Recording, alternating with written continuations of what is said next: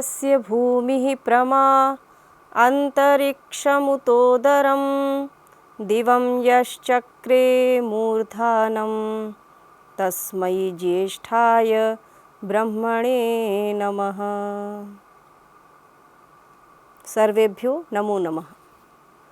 विद्यार्थियों, भारतीय ज्ञान परंपरा में चरित्र निर्माण और व्यक्तित्व का समग्र विकास इस विषय के अंतर्गत आज हम चरित्र और व्यक्तित्व विकास में भारतीय अवधारणा इस विषय को लेकर के चर्चा करने के लिए यहाँ उपस्थित हुए हैं। इस पाठ्यक्रम के अंतर्गत आज हम चरित्र और व्यक्तित्व विकास में भारतीय अवधारणा पर आपके समक्ष कुछ चर्चा करेंगे।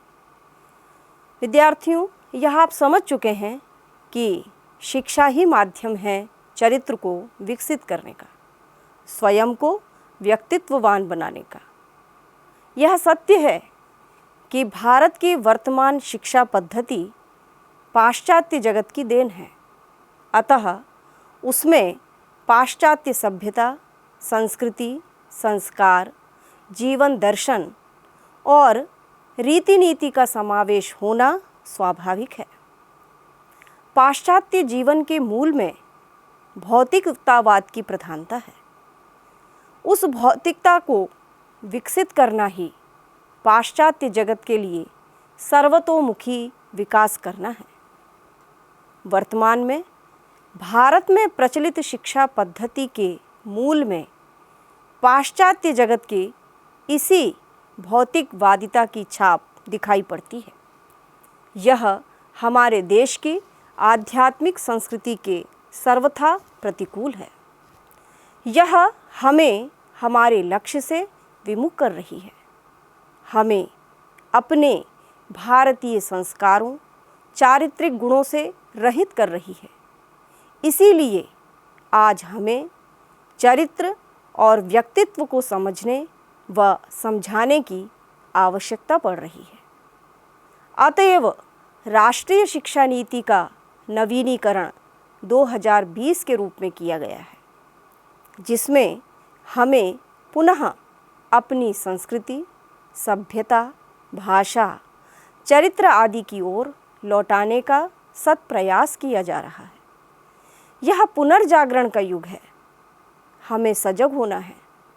हमें ऐसी शिक्षा पद्धति को प्रतिष्ठापित करना है जिसमें चरित्र और व्यक्तित्व की प्रमुखता हो, जिसमें राष्ट्रीय तत्वों की प्रमुखता हो, जिसमें भारत के प्राचीन गौरव को पुनः स्थापित किया जा सके।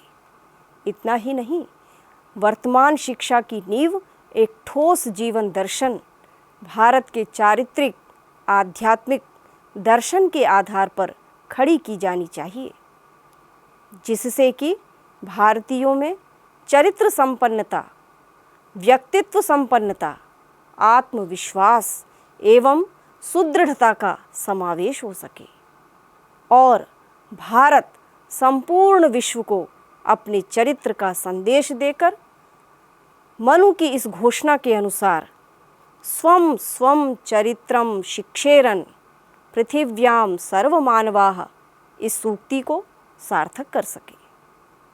इस उद्देश्य की पूर्ति हेतु हमें आज यह जानना है कि व्यक्ति और देश के अस्तित्व को सुरक्षित रखने के लिए हमारे भारतीय चिंतक क्या विचार करते हैं, क्या मार्ग निर्देशन करते हैं। अपना जो आज का विषय है, चरित्र और व्यक्तित्व विकास में भारतीय अवधारणा, इस विषय में भारतीय अवधारणा के दो अर्थ निकलते हैं। पहला, भारतीय शास्त्रों की अवधारणा तथा भारतीय चिंतकों की अवधारणा। भारतीय शास्त्र वचनों को हम पूर्व अधीत पाठ में जान चुके हैं, अतः इस पाठ में हमें अपने उन अर्वाचीन शिक्षा दार्शनिकों के चिंतन को जानना है जिन्होंने भारत के पुनरुत्थान काल में भारत की सांस्कृतिक, चारित्रिक चेतना को उद्दीप्त करने का अकथनीय प्रयास किया है। हमारे अर्वाचीन भारतीयों ने यह प्रमाणित किया है कि भारत की परंपरा, सिद्धांत सर्वदा आदर्शवादी रहे हैं। वे प्राचीन काल में व्यवहृत रहे हैं और आज व्यवहार्य हैं।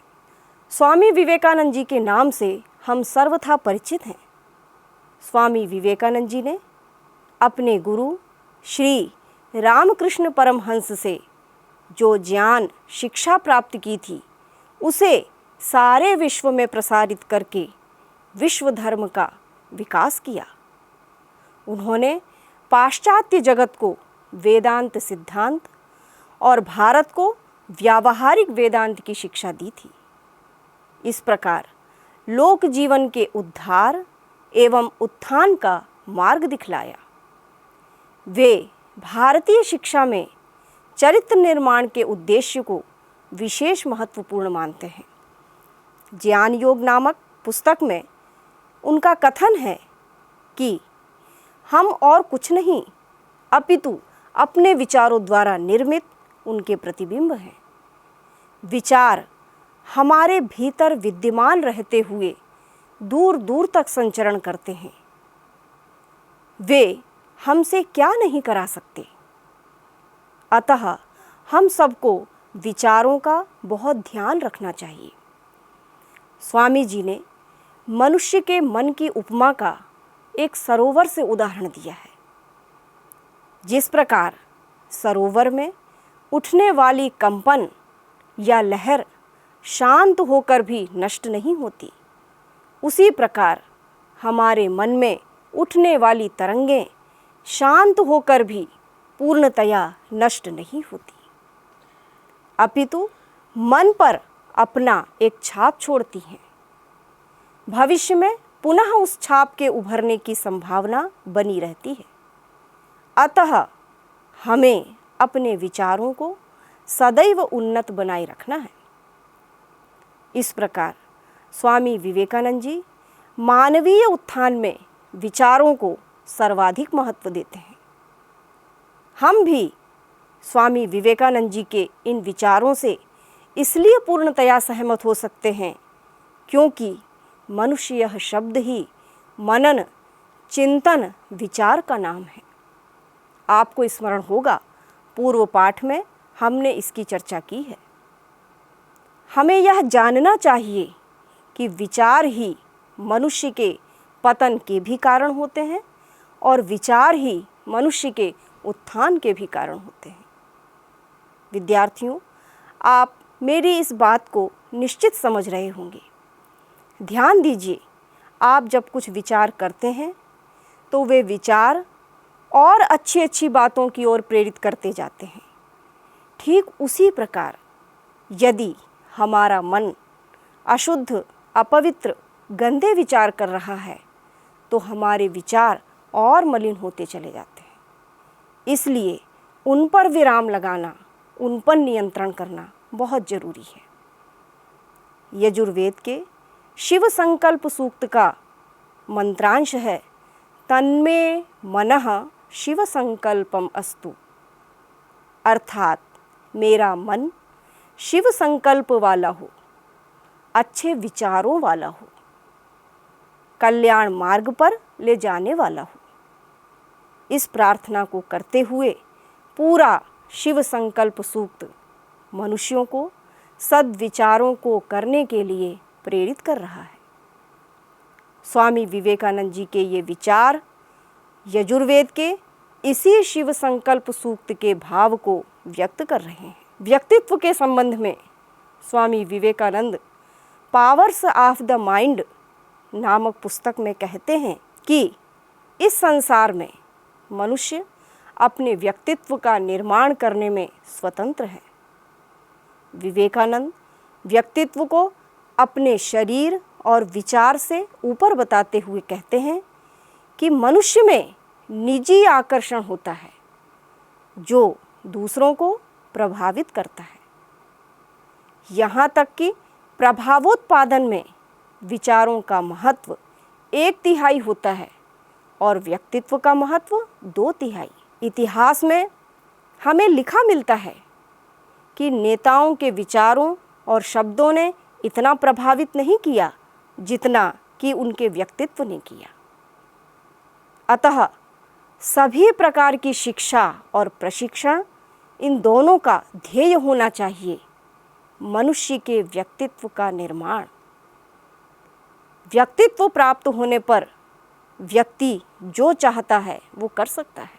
मनुष्य का व्यक्तित्व ही दूसरे व्यक्तियों को क्रियाशील बनाता है। स्वामी जी कहते हैं कि हमारे देश में प्राचीन काल में उन नियमों के अन्वेषण का प्रयास किया गया था जिनके द्वारा मानव व्यक्तित्व का विकास होता है।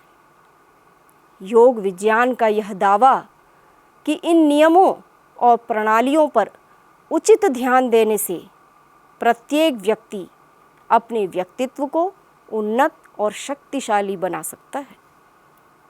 यह व्यावहारिक सिद्धांत सारी शिक्षा का रहस्य है। यह योग सिद्धांत सार्वभौम रूप से व्यवहार्य है। गृहस्थ, सैनिक, धनी, गरीब, व्यवसायी, अध्यात्मवादी या दार्शनिक सब समान रूप से इससे लाभान्वित हो सकते हैं और अपने व्यक्तित्व का निर्माण कर सकते हैं। इस प्रकार स्वामी विवेकानंद मनुष्य के निजी आकर्षण को व्यक्तित्व विकास मानते हैं। निजी आकर्षण का तात्पर्य हमारा मुखमंडल, हमारा शरीर तेजोमय होना चाहिए। सुगठित काया, सुंदर मुख, सुंदर अभिव्यक्ति, स्मित आनंद, ये सब अन्यों के लिए आकर्षण का केंद्र बनते हैं। उसे व्यक्तित्व कहते हैं। सुगठित शरीर हमें योग करने से प्राप्त होता है और योग का लक्ष्य अपने जीवन आयु को निरोग होकर सतत बढ़ाना चाहिए। किंतु इसके साथ साथ हम योग द्वारा शारीरिक सौंदर्य को भी प्राप्त करते हैं जो हमारे व्यक्तित्व निखारने में सहायक होता है। आप सोच रहे होंगे कि विगत पाठ में मैंने व्यक्तित्व का यह अर्थ कुछ भिन्न तरीके से बताया था, किंतु इसमें कोई भिन्नता नहीं है।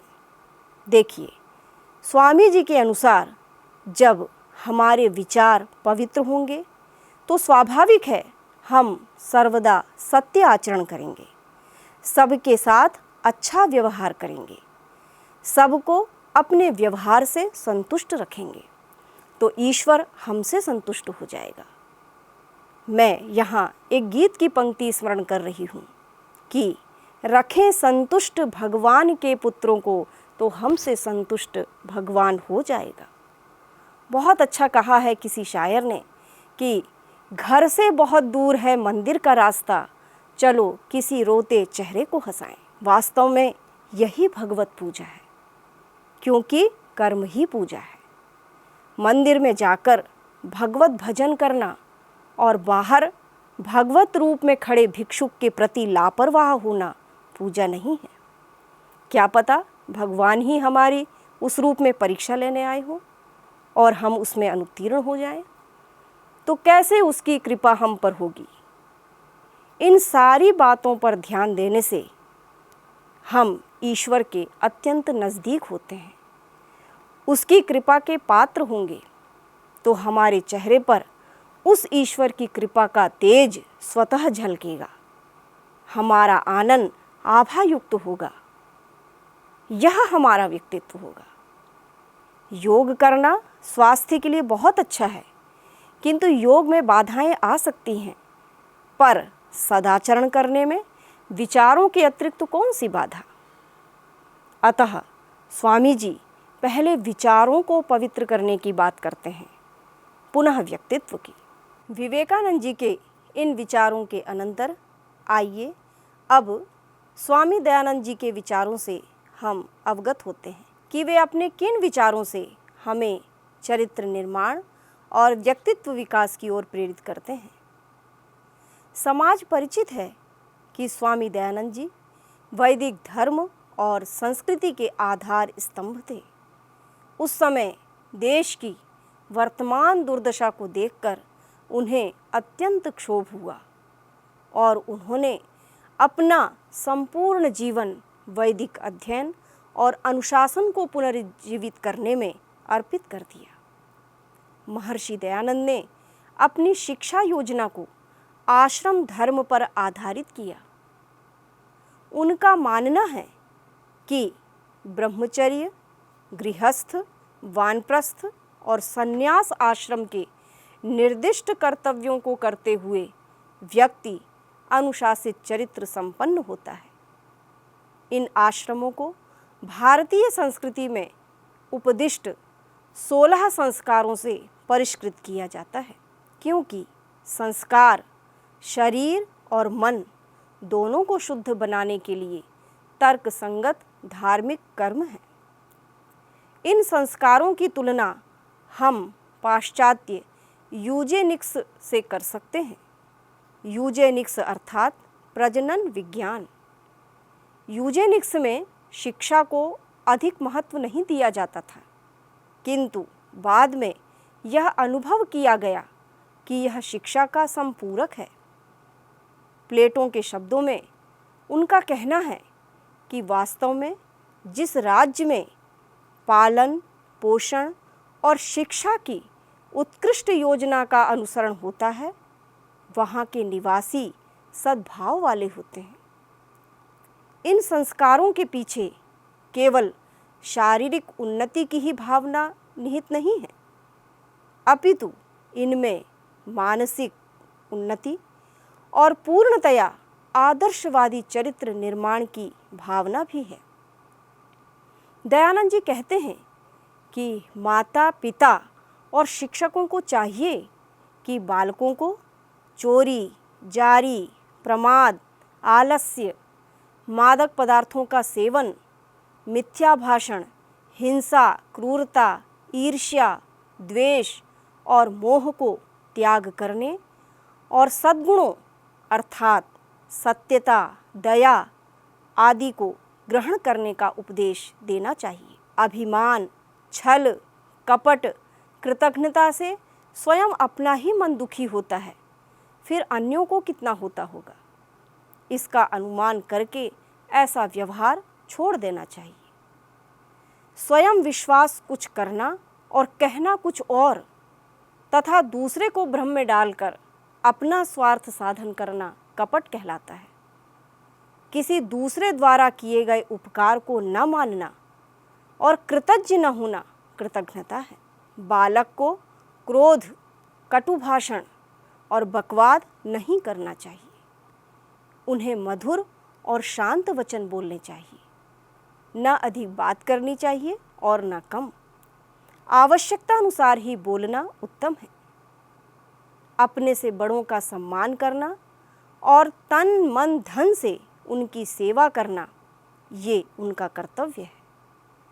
माता पिता और शिक्षक को अपने बालक या शिष्यों को सत्परामर्श, धर्मयुक्त कर्मों को करने तथा बुरे कर्मों को त्यागने का उपदेश देना चाहिए। माता पिता और आचार्य जिन जिन उत्तम कार्यों के लिए आज्ञा दे, बालकों को उन्हें अवश्य करना चाहिए। बालकों को धर्म, विद्या और सदाचरण संबंधी श्लोक, निघंटु, निरुक्त, अष्टाध्यायी अथवा अन्य जो भी सूत्र हैं, वेद मंत्र हैं, उन्हें कंठस्थ कराना चाहिए और इनकी पुनरावृत्ति कराते रहना चाहिए। इस प्रकार स्वामी दयानंद जी चरित्र और व्यक्तित्व निर्माण के लिए संस्कारों पर प्रबल बल देते हैं। वे गुरुकुलीय शिक्षा प्रणाली का समर्थन करते हुए 4 आश्रमों के परिपालन को मनुष्य चरित्र विकास में सहायक मानते हैं। उनका मानना है कि इस तरह से व्यक्ति अनुशासित होता है, क्योंकि भारतीय 16 संस्कार इन्हीं साँचे में ढलते हैं और शरीर और मन दोनों को शुद्ध करते हैं। वे विद्यार्थियों के निर्माण में माता पिता और शिक्षक को पूर्ण जिम्मेदार मानते हैं कि वे विद्यार्थियों को सर्वदा इस प्रकार की धार्मिक शिक्षा देते रहें, जिससे वे विद्यार्थी चरित्र से सुसंपन्न हों तथा बालकों को इस प्रकार माता पिता और आचार्य प्रेरित करें कि वे उनकी आज्ञा को मानें और तदनुसार अपना उत्थान करें। स्वामी दयानंद के विचार हैं कि बालकों को बचपन से सद्ग्रंथों का केवल स्वाध्याय ही नहीं अपितु अनेक सुभाषित, नीति ग्रंथ, श्लोक और महर्षियों ग्रंथों को स्मरण कराना चाहिए, जिससे उनके मुख पर हमारे भारतीय शास्त्र हिलोरे लें। इसे आप यह न समझें कि वे रटंत प्रणाली को बढ़ावा दे रहे हैं। यहाँ प्रसंगतः हम इस बात को समझें कि आजकल जो मानसिकता बनी हुई है कि संस्कृत तो रटंत विद्या है, इसे रटना पड़ता है, इसीलिए विद्यार्थी इससे दूर भागते हैं। सच्चाई तो यह है कि संस्कृत विद्या कंठस्थ करना सिखाती है, स्मरण करना सिखाती है, इसलिए ताकि हमारे जो मस्तिष्क है ना, यह कंप्यूटर से ज़्यादा डाटा कलेक्ट कर सकता है। कंप्यूटर भी ज़्यादा लोड लेने पर हैक करने लगता है, पर मानव मस्तिष्क की क्षमता अपरंपार है। तभी तो प्राचीन काल में वेद को श्रुति कहते थे, जहाँ केवल एक बार सुना और हजारों के हजारों मंत्र और श्लोक याद हो जाया करते थे। पहले न लिपिबद्ध कुछ होता था जिसे हम पढ़ सकें, ना ही कंप्यूटर जैसी कोई चीज़ थी जिसमें हम हर विषय सुरक्षित रख सकें। फिर हमारी यह भारतीय परंपरा की जो ज्ञान धारा है, जो आज तक सुरक्षित है और हमें प्राप्त है, ये मनुष्य के मस्तिष्क का ही तो कमाल है। और सबसे ध्यातव्य यह है कि हमारा पुस्तकीय ज्ञान नालंदा की तरह कभी ध्वस्त न हो जाए और वह मस्तिष्क में सदा बना रहे। यह हम तभी कर सकते हैं जब हम उसे स्मरण रखें। हम सर्वत्र पुस्तकालय नहीं पा सकते, पर हमारा मस्तिष्क पुस्तकालय सर्वदा हमारे साथ है, समय पर काम आ सकने वाला है। अतः संस्कृत का कहना है कि याद करने योग्य सब याद करना चाहिए, जिससे हमारा ज्ञान हर तरह से सुरक्षित रह सके। संस्कृत के वाक्य रटना मूर्खता है, किंतु स्मरण रखने योग्य को स्मरण न रखना भी समय पर आपको मूर्ख कहलाने योग्य बना सकता है। इसलिए ऋषि दयानंद सद्ग्रंथों को स्मरण करने की बात करते हैं। ये हमने ऋषि दयानंद के विचारों को जाना। आइए अब हम आपको ऐसी महिला के विचारों से अवगत कराते हैं जो भारतीय न होकर भी भारतीय है। अपने देश के प्रति, देशवासियों के प्रति प्रेम प्रत्येक महापुरुष में पाया जाता है, किंतु किसी अन्य देश को अपनी मातृभूमि मानकर उसके प्राचीन धार्मिक और सांस्कृतिक गौरव का विश्व में प्रचार तथा उसके भावी कल्याण के लिए जीवन अर्पण करने का उदाहरण विरला ही पाया जाता है। लंदन में जन्मी डॉक्टर एनी बेसेंट ऐसी ही विदुषी महिला रही हैं, जिन्होंने विदेशी होकर भी भारत को अपनी मातृभूमि स्वीकार की और यहाँ के धर्म, संस्कृति, अध्यात्म के प्रकाश को संसार में फैलाने के लिए आजीवन प्रयत्न किया। एनी बेसेंट व्यक्तित्व विकास का साधन शिक्षा को मानती हैं। वे शिक्षा के दो पक्ष स्वीकार करती हैं, वैयक्तिक और सामाजिक। वैयक्तिक शिक्षा को उन्होंने सामाजिक शिक्षा द्वारा अनुशासित होना श्रेयस्कर माना है। उनके विचार में राष्ट्रीय शिक्षा ऐसी होनी चाहिए जिससे राष्ट्र के प्रत्येक व्यक्ति का संपूर्ण व्यक्तित्व विकास हो। उन्होंने स्वीकार किया है कि विदेशी शिक्षा योजना के अंतर्गत किसी भी देश का कोई भी युवक पूर्ण विकास नहीं कर सकता। भारतीय आदर्शों और भारतीय आत्मशक्ति से परिपूर्ण शिक्षा योजना ही भारत के लिए हितकर हो सकती है। डॉक्टर एनी बेसेंट के ये निष्पक्ष विचार उनकी महानता के द्योतक हैं तथा वे स्वयं पाश्चात्य शिक्षा को चरित्र विकास में साधक नहीं मानती। पुनरपि आश्चर्य है कि हम पाश्चात्य शिक्षा की आवो हवा में कैसे अंधे होकर बह रहे हैं। कहा है किसी कवि ने कि न जाने क्यों लोग अपनी संस्कृति से ऊब जाते हैं, पश्चिम में जाकर तो सूरज भी डूब जाते हैं। तो बुद्धिमानी इसी में है कि हम पूर्व दिशा में उगते सूर्य का आतिथ्य करें, उसके प्रकाश को ग्रहण करें। आइए अब हम महात्मा गांधी के विचारों से अवगत होते हैं। महात्मा गांधी के नाम से कौन नहीं परिचित है। उनके संबंध में हम जो जानते हैं उससे अधिक हमें शास्त्र बताते हैं। वे इस संबंध में क्या कहते हैं, आइए हम उन विचारों को जानते हैं। R.M. पटेल अपनी पुस्तक साधना में गांधी जी, इस पुस्तक में वे लिखते हैं कि गांधी जी का मानना है कि आत्मबोध के आदर्श प्राप्ति में एक आध्यात्मिक समाज व्यवस्था की सत्ता पूर्व कल्पित है, क्योंकि समाज की पूर्णता लोगों के चरित्र पर आश्रित है। अतः गांधी जी चरित्र निर्माण को शिक्षा का महत्वपूर्ण उद्देश्य मानते हैं। उनका कथन है कि सच्ची शिक्षा साहित्यिक प्रशिक्षण में नहीं है, वरन चरित्र निर्माण में है। इमर्सन, मेजिनी, रस्किन और उपनिषदों के अध्ययन से मेरा यह विश्वास दृढ़ हो गया है, गांधी जी ऐसा कहते हैं।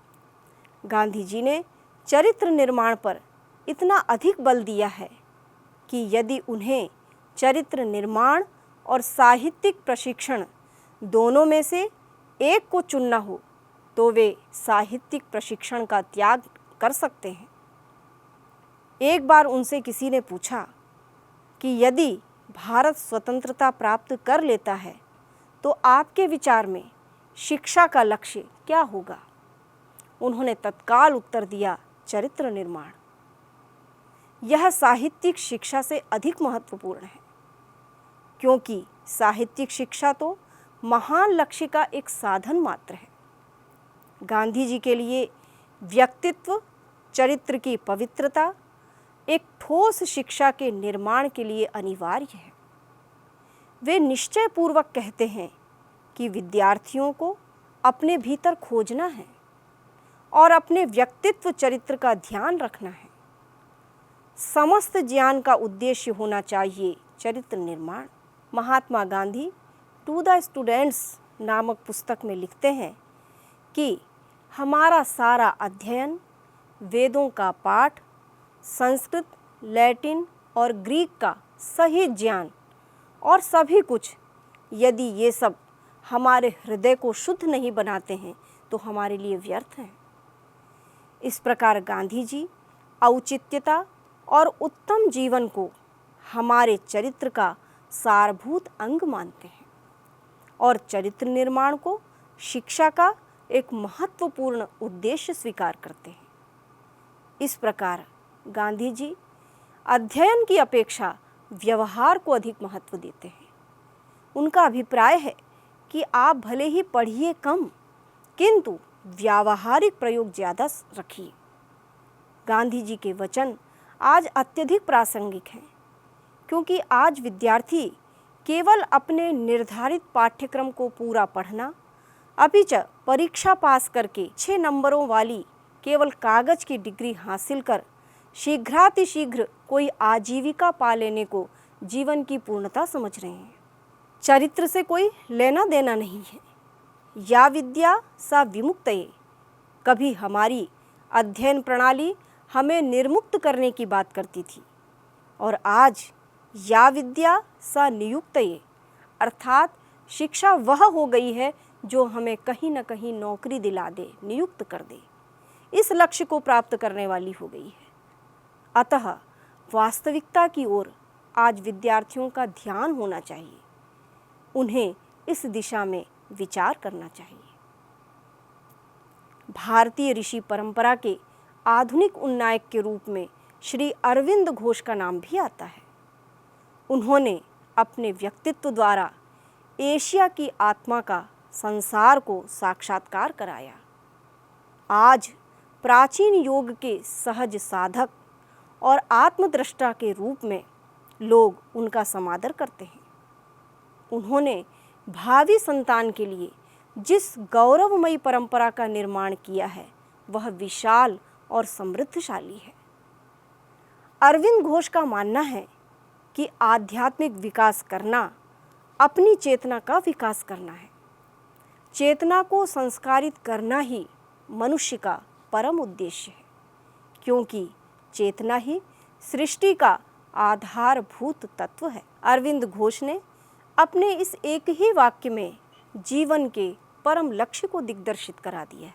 आध्यात्मिक विकास करने का तात्पर्य मनुष्य का अपना चारित्रिक विकास की यात्रा से लेकर जीवन के अंतिम परिणति तक पहुंचना है। रविंद्रनाथ ठाकुर भी मनुष्य को मनुष्य बनना और बनाना ही चरित्र निर्माण करना है, ऐसा कहते हैं। इस प्रकार अनेक महापुरुषों ने अपने अपने विचार मनुष्य निर्माण के लिए अभिव्यक्त किए हैं। आप जितना स्वाध्याय करेंगे, आपके समझ में ये सारे विचार उद्घटित होते जाएंगे।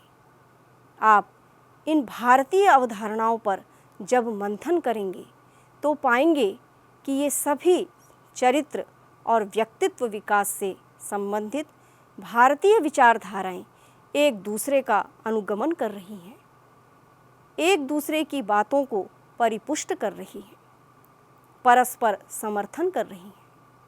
अस्तु, अब हम यहीं विराम लेते हैं। आज हमने भारतीय ज्ञान परंपरा में चरित्र निर्माण एवं व्यक्तित्व का समग्र विकास इस पाठ के अंतर्गत चरित्र और व्यक्तित्व विकास में भारतीय अवधारणा विषय को लेकर अनेक महान शिक्षा दार्शनिकों के विचारों को जाना। आशा है आपने ध्यानपूर्वक सुना होगा और आप इन विद्वानों के विचारों पर अवश्य चिंतन करेंगे। धन्यवाद।